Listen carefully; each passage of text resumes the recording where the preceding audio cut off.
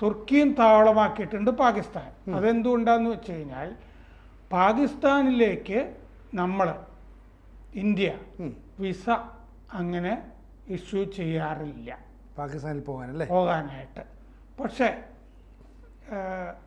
ഇസ്താംബുളിലേക്ക് ഇല്ലേ വിനോദസഞ്ചാരികൾ ധാരാളം പോകുന്ന സ്ഥലമാണ് തുർക്കി. ധാരാളം ഇന്ത്യക്കാരുടെ ടൂറിസം കേന്ദ്രമായിരുന്നു. അത് കേരളത്തിൽ നിന്ന് തന്നെ പല ആളുകളും എനിക്കറിയാവുന്ന ആളുകളും എഴുത്തുകാരും ഒക്കെ പോകുന്നുണ്ട്. എന്താന്ന് വെച്ച് കഴിഞ്ഞാൽ ജീവിച്ചിരിക്കുന്ന വലിയ എഴുത്തുകാരിൽ ഒരാൾ ഇസ്താംബുളിലാണ്, ഈ ഒർഹാൻ പാമുക്ക് എന്ന് പറഞ്ഞിട്ട്. ഒർഹാൻ പാമുക്കിൻ്റെ സ്ഥലമാണല്ലോ ഈ മാർക്കേസിൻ്റെ സ്ഥലം എന്ന് പറഞ്ഞിട്ട് പല ആളുകളും പോകുന്നതും പോലെ, ലാറ്റിൻ അമേരിക്കയിൽ പോകുന്നത് പോലെ ഈ ഒർഹാൻ പാമുക്കിൻ്റെ സ്ഥലമില്ലേ ഇസ്താംബുൾ എന്ന് പറഞ്ഞിട്ടൊരു പുസ്തകം തന്നെയുണ്ട് പാമുക്കിൻ്റെ, ഞാൻ വായിച്ചിട്ടുണ്ട്. അപ്പോൾ അവിടെ ധാരാളം ആളുകൾ തുർക്കിക്ക് പോകും. തുർക്കിക്ക് പോകാനായിട്ട് നിയന്ത്രണമൊന്നുമില്ല. പാകിസ്ഥാൻ എന്ന് പറഞ്ഞാൽ ഒരു ശത്രുരാജ്യമായിട്ടാണല്ലോ. തുർക്കിയെ ശത്രുരാജ്യമായിട്ട് നമ്മൾ ഈ ചർച്ച ചെയ്യുന്ന നിമിഷം വരെ കണ്ടിട്ടില്ല.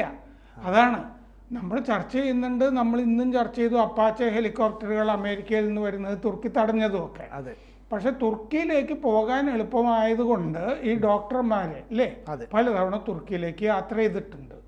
അപ്പോൾ അതുകൊണ്ടാണ് ഈ തുർക്കി ഇതിൻ്റെ അകത്ത് ചിത്രത്തിൽ വരുന്നത്.